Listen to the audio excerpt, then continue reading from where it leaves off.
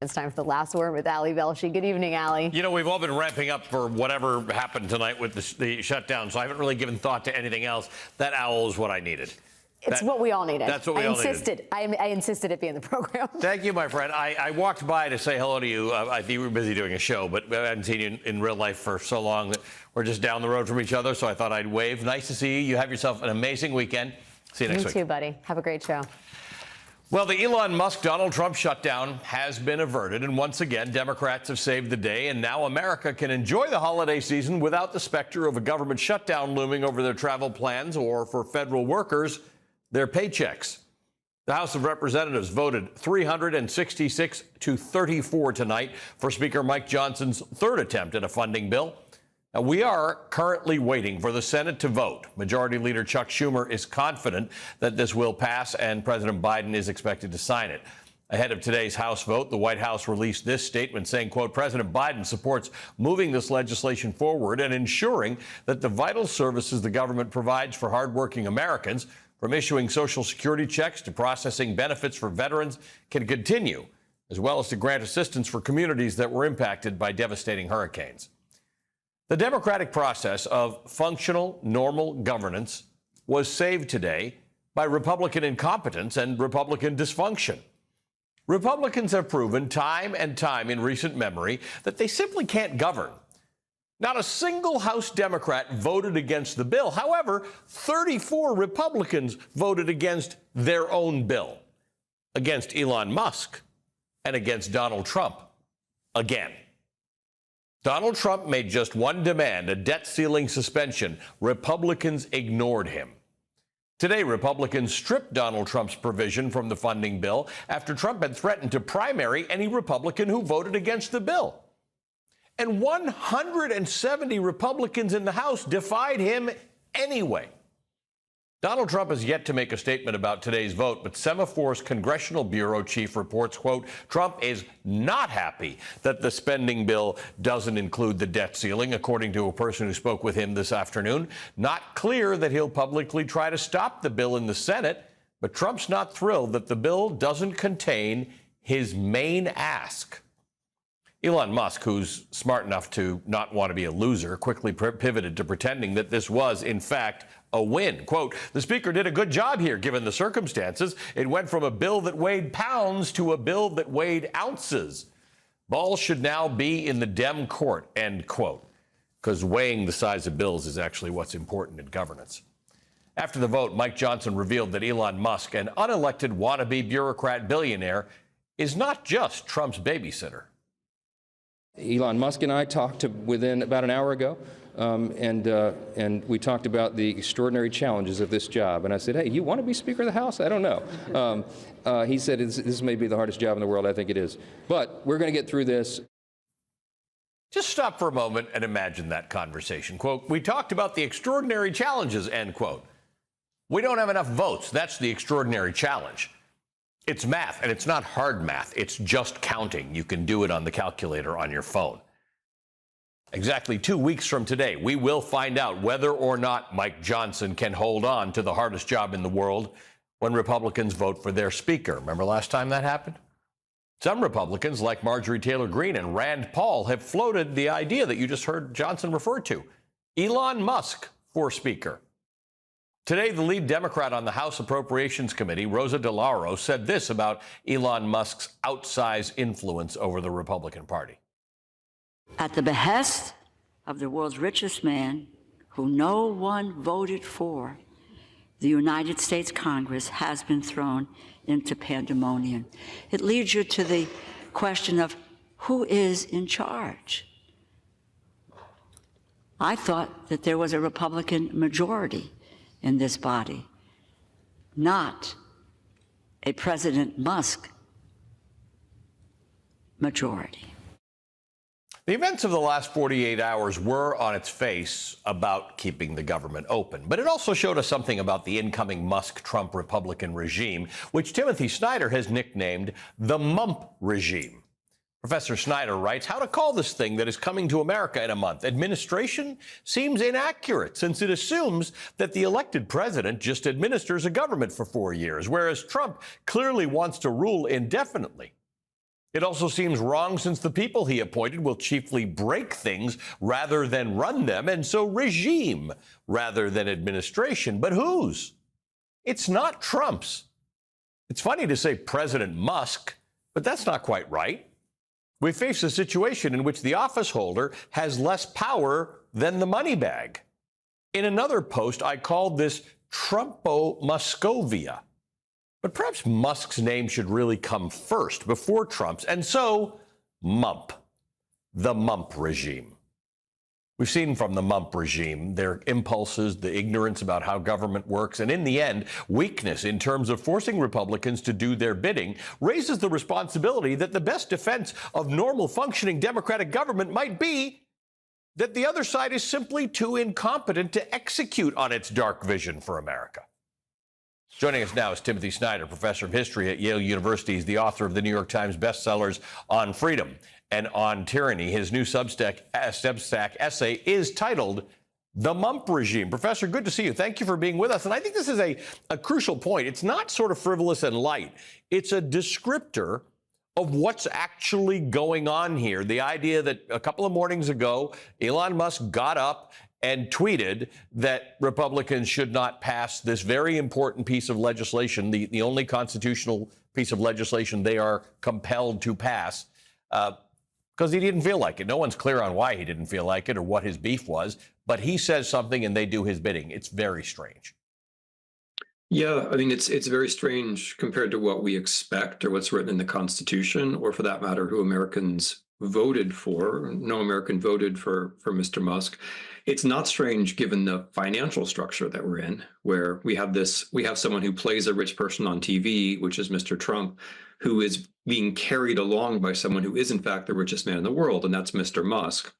Mr. Trump has real debts and Mr. Musk has real money. And whatever threats Trump can issue, whether those are to primary somebody or whether those are lawsuits against media, those will be financed by Mr. Musk. So the debts are not just in the past, the debts are also going towards the future. So Musk is actually the stronger figure here. But at the same time, as you suggest, this is also a sign of conflict between the two men, and also a sign that Congress may realize that they want the United States to continue to exist as a republic, which is kind of the basic line that we're talking about here. So there's two things at play here that might actually save democracy. One is the last point you just made, that there are some people, some Republicans in Congress who would like the United States to continue to operate as a republic. And the idea that the sheer incompetence we've seen in the last 48 hours tells us something. For all the money, for all the power, for all the control of three houses, three parts of the government that the Republicans will have, they couldn't get this small piece of business done easily. Yeah, I mean, business is a crucial word there. People say, let's run government like a business. But, first of all, business doesn't have a whole bunch of different CEOs with different interests, which is what the cabinet is.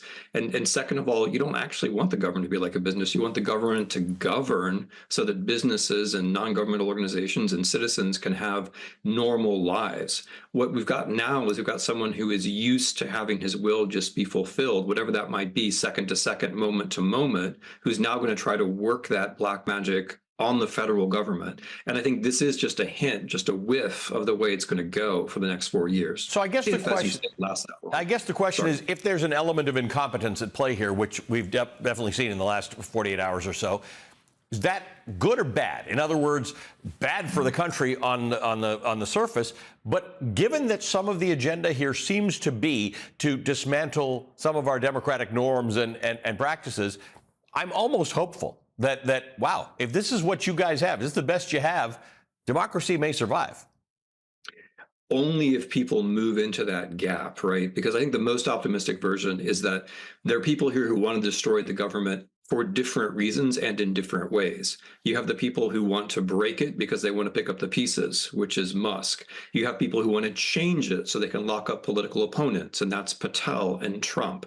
And these interests don't always align, and they're not always going to align. But Democrats and people who want to live in a democracy can't just stand back and watch that. They have to name it, they have to give it concepts, and they have to talk constantly about how it could be better, right? I personally think there should be some kind of alternative cabinet, an alternative government, people who talk about what they would be doing if they held these positions, so that we're not just talking about catastrophe and averting it.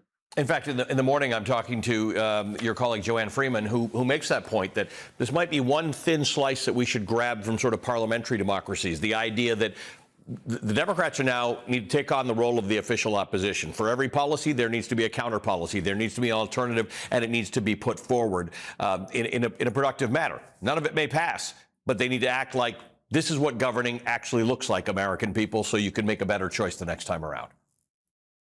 Yeah, I mean, not only that, but I think actual people should say, well, look, if I were the department, if I were Secretary of Transportation or Defense, I would be doing this instead. We need to practice that, right? Americans need to be reminded that we do have good, responsible people who aren't going to behave like overgrown children, that we have people who know about the jobs, who have the skills, and who care about us. 6 months into this thing, this is all going to look a lot more chaotic and worse. And we have to have things to say at that point. They're not just, hey, this is chaotic and worse. We have to be able to say, it could be a lot better than it is. That's where we'll have to be.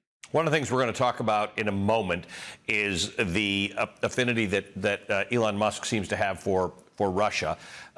This is a serious. A lot of these things that this administration, the Trump regime does, can be undone and will be undone over time. This is a pretty problematic one. The position that this administration and this government might take toward Russia and Ukraine. This is obviously an area of your specialty. That one worries me a little bit more because there could be things that could happen there that are going to be very, very hard to undo in 2 and 4 years. Yeah, I mean, it's a crucial bit of wisdom that we have all the way from the ancient Greeks forward, that oligarchs in one country are going to have more in common with oligarchs in another country than they are with their own people. And on Russia, we see that there are these resemblances, affinities, and also friendly relationships among precisely Musk and Putin and Trump. And those three men tend to like the same foreign politicians. When Musk says he likes the German far right, it's the same German far right that Putin wants. And you're absolutely right. At the moment, Ukraine is fighting a terrible, costly war. And in fighting it, it's holding back all kinds of terrible things. If we treat that war frivolously, if we put American power on Russia's side, which is what Musk clearly wants to do, and Trump sometimes hints he wants to do, we will be unleashing terrible things around the world with respect to nuclear weapons, with respect to China, with respect to stability generally. So you're right, this is not one we can just laugh our way through. And if we let the Ukrainians lose, there's no coming back from that. Professor, at what point do people who validly had concerns about their pocketbook, about the price of eggs, about inflation, these are valid concerns. You cannot discount the fact that people, whether they made the right electoral choice or not, had those concerns. At what point does it dawn on some people that, but I didn't vote for the chaos. I didn't vote for the Mump regime. I didn't vote for RFK endangering my water supply and my milk supply and the clean air. Where does that happen? Is it just the chaos that drives people to say this wasn't what I wanted? Or are these really clear examples that I voted for something else? I didn't vote for this.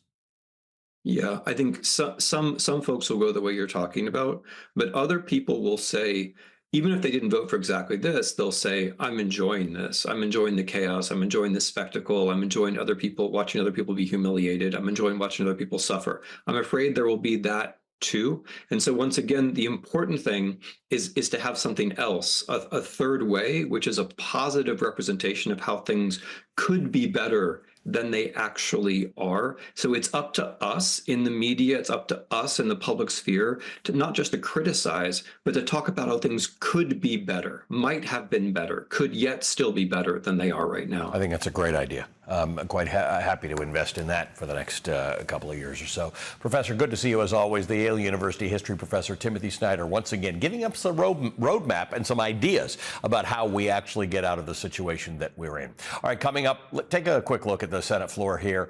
Not a ton going on right now. We are waiting for the Senate to pass this funding bill that will keep the government open. We were just talking to Tim Snyder about what we learned about the Musk-Trump Republican regime, and what did we learn about how Democrats are going to approach that regime. That's coming up next, but we'll keep a very close eye on the Senate and let you know when that bill passes.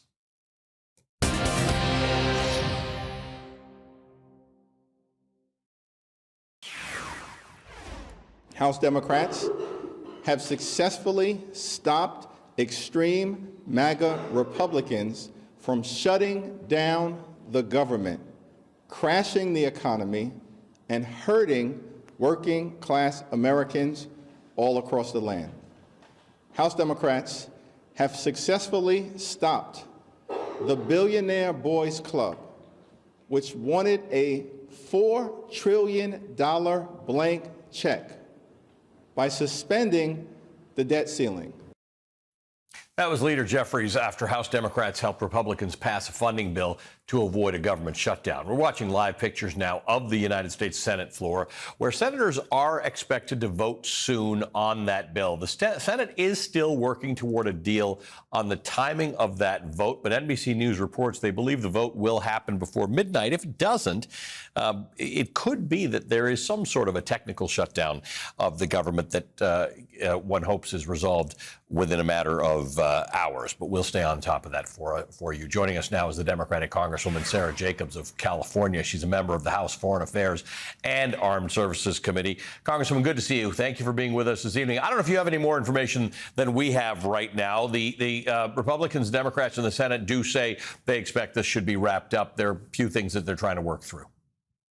Yeah, I think we are expecting that they will vote on the continuing resolution tonight, and we will be able to keep the government open.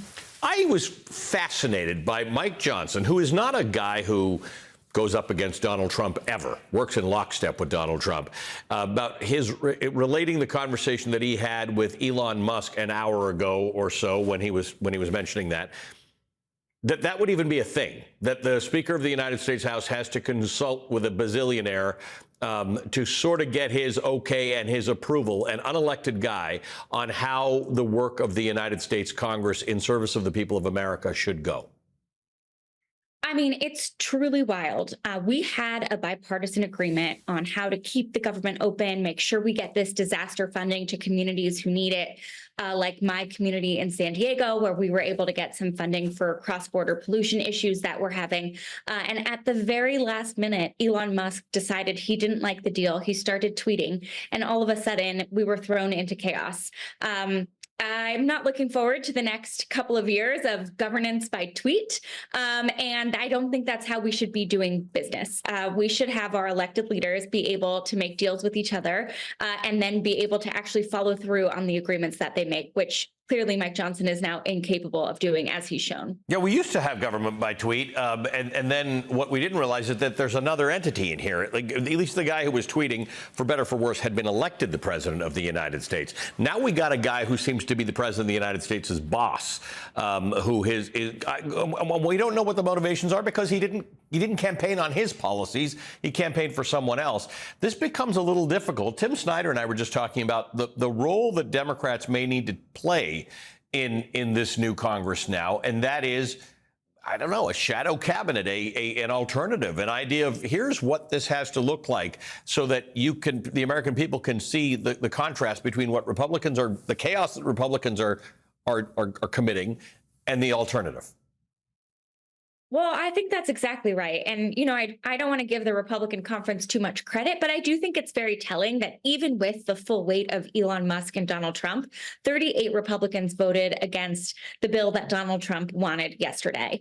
And while we aren't sure about Elon Musk's motivations, one of the things that was taken out of the original agreement and never made it back in was this provision that didn't allow or, put stipulations on outbound technology transfer and investments to China. And we know that's something that would have really impacted Musk's business. And I think it's very telling that that was one of the things that he particularly highlighted to take out, and that never got back into the deal. Let me ask you, when you said you don't want to give Republicans too much credit, I actually think this might be a real advantage for Americans, that democracy might get saved by the fact that they're not looking all that organized. They've had a long time to get organized, and then they're going into a Congress where they will have control of both houses and the White House. You'd think they would be more organized on things like this, on these votes, on figuring it out. I'm almost hopeful that to wonder that this act is no tighter than it was last time around. I think we can hope that that's true. I think we've seen this time it was clearly not a well-oiled machine, not well organized, and you saw them all fighting with themselves. And I think once again, we've seen that Democrats had to be the adults in the room and step forward and help make sure that we kept the government open.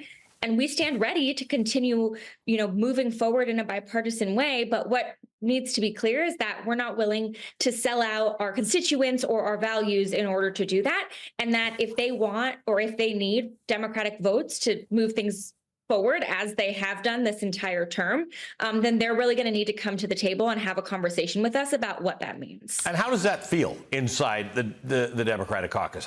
What's the feeling? I remember when there were the McCarthy votes for Speaker, the 15 votes, and Democrats were stalwart and steadfast, and all of those opportunities where Leader Jeffries says, we're not here to necessarily help them do their bidding, but if they'd like certain things done in the interest of the American people, we will make ourselves available for consultation. That happened here, right? There was a breakdown in communication for about 24 hours in which Republicans were not consulting with Democrats, and then Leader Jeffries announced earlier today the lines of communication are back open. Tell me what it feels like on the Democratic side of this equation. I think that we feel right now that we got a real win for the American people, right? We stood strong. We did not let the Republicans and Elon Musk and Donald Trump, hold hostage the federal government in order to get this lifting of the debt ceilings so that they could then pass their huge tax cuts for the wealthy and big corporations while selling out everyday people with Social Security cuts. And we were able to get not only to keep the government open, but also really important disaster funding for communities all across the country. And what I'm really excited about is $500 million for childcare, which is going to be huge for families. But we know that we were only able to do that because we stayed united behind Hakeem Jeffries, and we gave him the leverage that he needed to know that when he made a deal, we would all be behind him. But until he made a deal, we would wait and we would trust in our leadership. I want to just mention to our audience that Chuck Schumer has gone to the Senate floor now, so things are starting to happen. You serve on the House Armed Services Committee. The interesting development that the Senate Armed Services Committee has asked for Pete Hegseth's FBI report. Usually, I'll just quote from Politico, it says at least a dozen senators are pushing to see the FBI background check on Pete Hegseth. The Senate Armed Services Committee usually limits access to these types of background checks to its two lead senators. That's generally the lead Republican and the lead Democrat. But pressure is building from both Democrats and Republicans to provide more lawmakers with the ongoing report, whose contents could determine whether Hegseth makes it to the Pentagon. Again, this is an instance where a whole bunch of Republicans are prepared to roll over for the Mump regime, but some are not. Some are saying, hold on, there might be some bridges that are too far, and Pete Hegseth might be one of them. Yeah, look, I represent San Diego, the country's biggest military community. And so I feel very strongly that these senators should be doing the full range of their advise and consent job. And that involves looking into these FBI reports. That involves asking really tough questions of this man who I have deep concerns about based on his public comments around women in the military, LGBTQ plus folks in the military, his, history of alleged sexual misconduct. These things are all really scary when it comes to the military and all the work we've done in a bipartisan way to address military sexual assault, to address quality of life for service members and their families. And I hope that senators from both parties do their real due diligence and, ask these tough questions before they just rubber stamp something that Donald Trump wants. Congresswoman Sara Jacobs, good to see you. Thank you for being with us this evening. Sara Jacobs is the representative for California's 51st District. Coming up, Elon Musk hasn't just set his sights on American politics to make a mess of. Now he's endorsing Germany's far-right party ahead of a German election, a party that is deeply anti-immigrant and very pro-Putin. Exactly what is Elon Musk up to? That's next.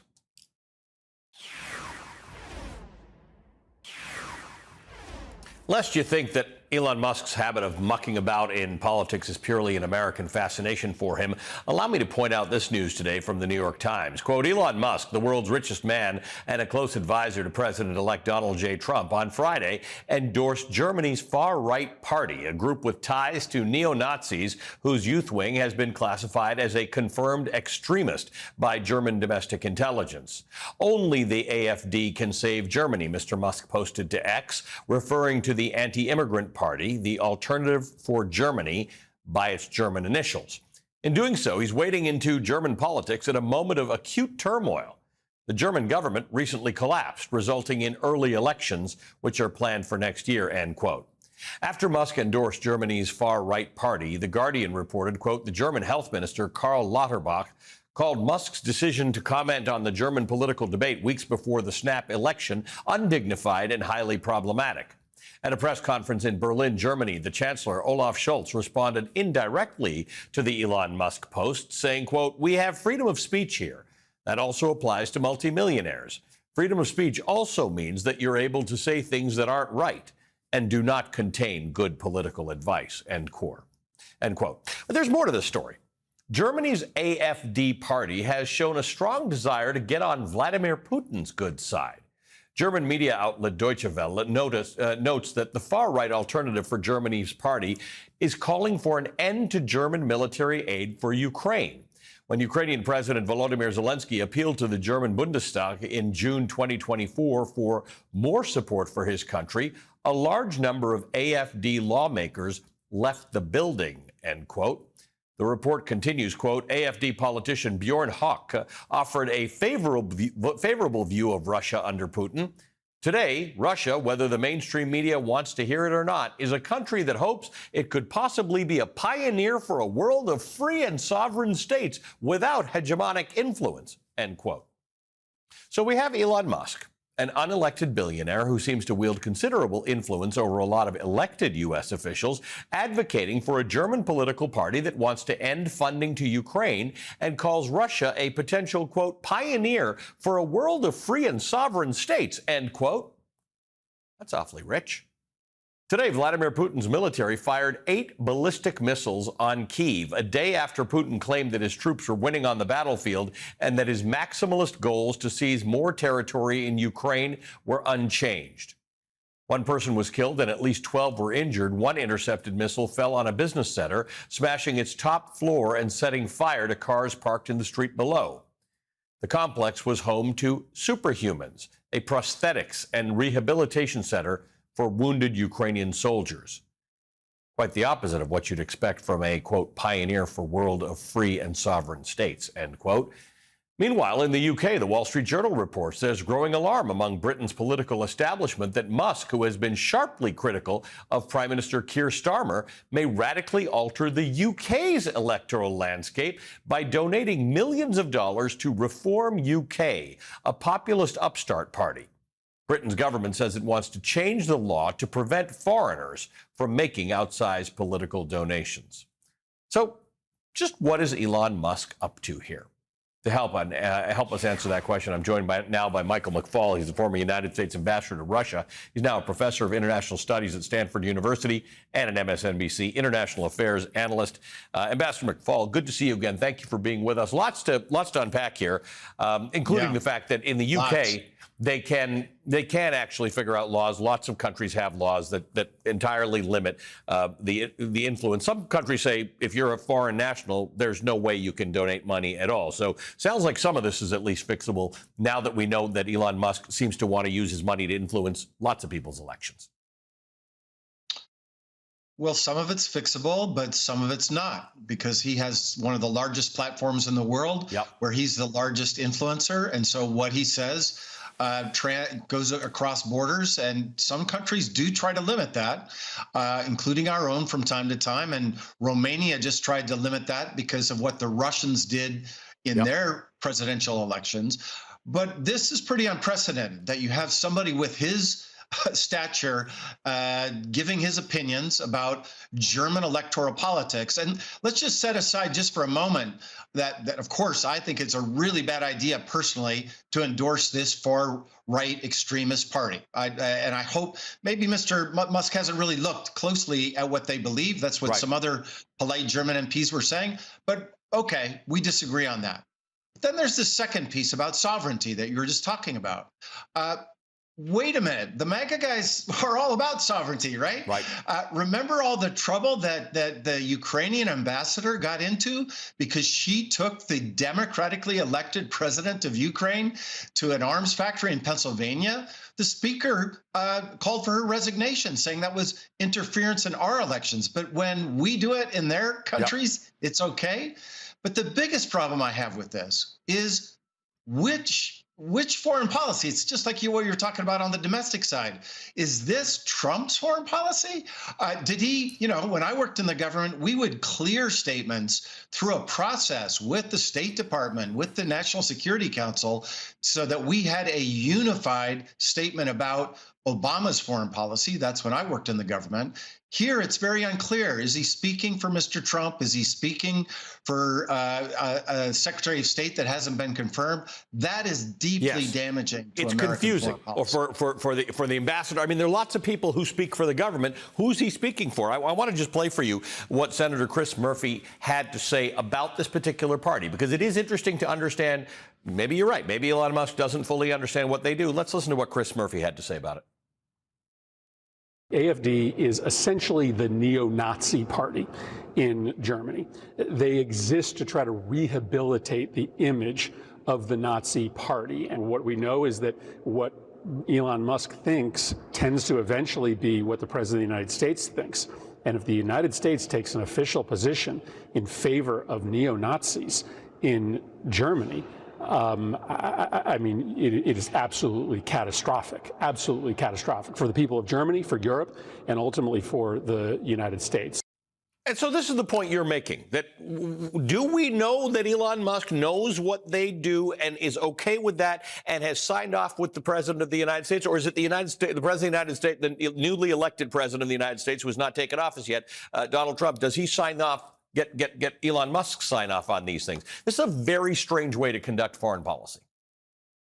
Strange is a kind word. It's a horrific way to conduct foreign policy. One, because of the confusion, right? What is the actual Trump policy?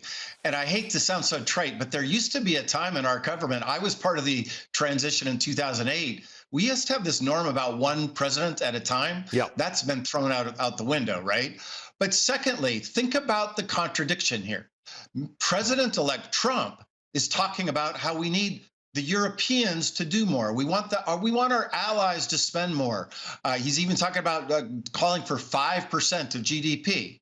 This is a party that doesn't want to spend more, that's pro-Russian, that's anti-American. And if they become stronger in Germany, that will weaken the ability of the German government to do exactly what Donald Trump, President-elect Trump, was just talking about 24 hours ago. And this is the confusion you have when you don't have one policy. And at some point, Elon Musk has to decide, does he want to be a private citizen or does he want to be in the Trump administration? You can't have it both ways. That will not work. Yeah, and we're headed for global catastrophe if we don't straighten this out fairly soon. Ambassador, good to see you as always. Thank you, former United States Ambassador to Russia, Michael McFaul. All right, just want to give you an update on the funding bill. The Senate, there's some action now in the Senate chamber. The Senate still has plans to vote and pass the government funding bill before the midnight deadline, and thus averting a government shutdown. We have an update on one of the most outrageous cuts to the House funding bill, funding for pediatric cancer. Last hour, the Senate passed the Gabriella Miller Act to fund pediatric cancer research unanimously, and that is now headed to President Biden's desk. Coming up, there is a pattern when it comes to fiscal responsibility, and it isn't Democrats messing it up. That's next.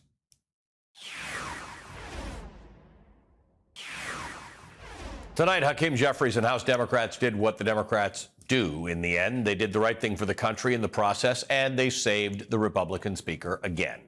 Mike Johnson had no way out of this thing. We were headed for an Elon Musk-induced shutdown, from which, by the way, the Republican House would have had no exit, since all spending bills are constitutionally required to start in the House. The Democrats weren't willing to see the government shut down and the country thrown into chaos over the holidays. Democrats cleaning up Republican messes isn't just limited to these now recurring shutdown showdowns. It's about the entire stewardship of the country and the economy. One party makes a mess of it, one party cleans it up.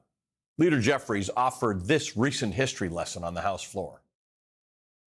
Every time a Republican president comes into office, the one thing we can count on Republicans to do is to pass a massive tax cut for wealthy Americans, and in the process, stick working class Americans with the bill.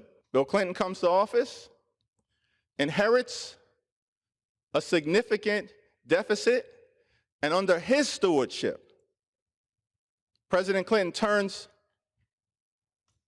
a deficit into a surplus and passes that surplus to President George W. Bush. President Obama comes in and inherits a deficit from a Republican president of $1.5 trillion, as well as the Great Recession. And working under the leadership of President Obama, Democrats in the House and the Senate get the situation turned around, and over an 8-year period of time, reduce the deficit by $1 trillion.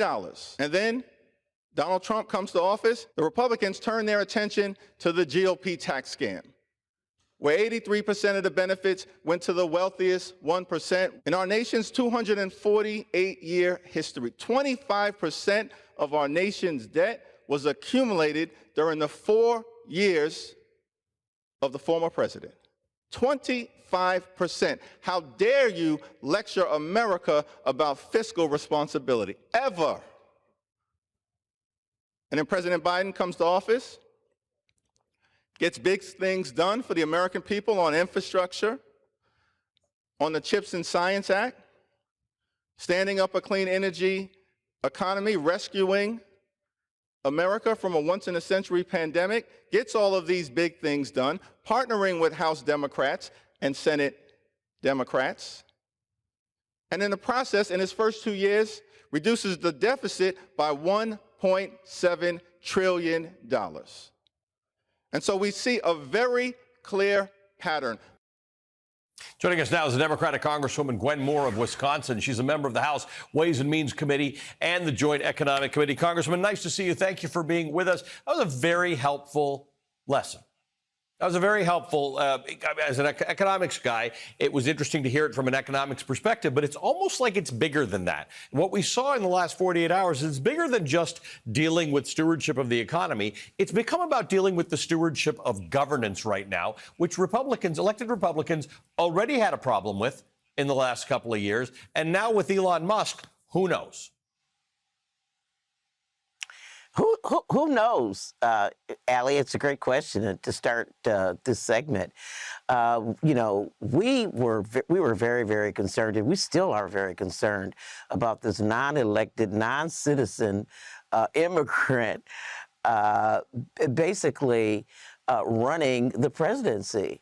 I mean, he came in, and as your earlier guest pointed out, you know, one of the first things that he did is he took out the provision that would have restricted, you know, a lot of activity with the Chinese around tech industries. And who was that going to benefit? Elon Musk. I had the opportunity to talk to one of your earlier guests on MSNBC to talk about how he had taken out even the pediatric cancer research. And because of the activism of Nancy Goodman, was able to get that back and sort of hotlined over in the Senate.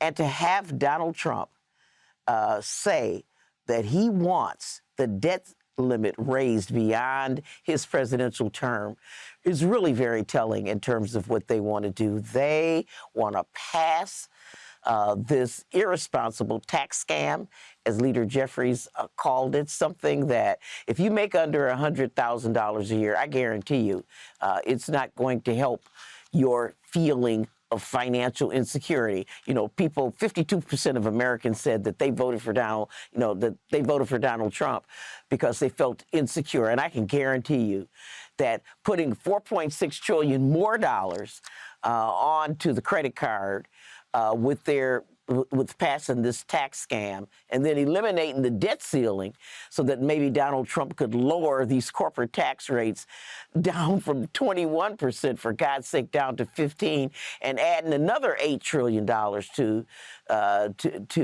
it for the wealthiest people is not going to help you at all. You're sitting out there and you need a crown God, it's cost you $1,800.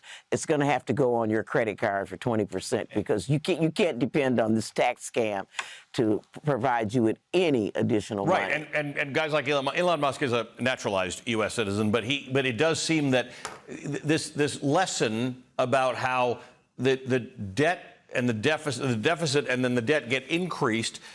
There's still this myth. There's this mythology that Elon Musk and Vivek Ramaswamy are perpetuating that it's people who are somehow scamming the system. It's entitlements that people get that are costing more. I think Leader Jeffries did a remarkable job of pointing out that no, actually it's mostly tax cuts and or wars that do this. It's not regular people. If you're looking to trim fat from the government or you're looking to get more revenue than you spend, there are different ways to do this, but it always seems to land with billionaires explaining to people who are struggling to make it paycheck to paycheck how they need to struggle more. They need to work harder. Musk has said very clearly, it's going to hurt a whole bunch of people. It might be a recession. It's going to hurt you, but it'll be good overall.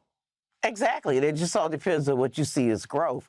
I mean, if you see, CEOs getting additional pay and the stockholders getting much more money and being able to do stock buybacks and having a great stock market as being an indicator of how well your economy is doing, then so be it. I mean, we've gotten reports here recently about how the economy has done better in the third quarter. Well, yeah.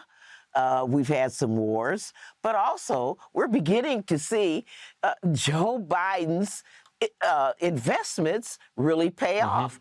With the Inflation Reduction Act, we got Republicans writing letters to their leadership saying, wait a minute now, don't cut back on these EV investments because they're really helping the country, unlike the tax cuts. Yeah, 3.1% third quarter growth, annual growth was just reported. So, yeah, I mean, there are facts and there are those who don't want to deal with facts. Representative, good to see you as always. Congressman Gwen Moore joining us this evening. We'll be right back. Where has this hour gone? It's good to be back with you. Quick programming note. Tomorrow's meeting of the Velshi Band Book Club features a global bestseller and a cultural touchstone. You've seen it, The Girl on the Train by Paula Hawkins. It's one of the most read psychological thrillers of the last decade. It was swept up in a massive book banning effort in Florida this year. I'll be joined by the author of The Girl on the Train, Paula Hawkins. That's coming up on Velshi at 10 a.m. I hope you'll join us.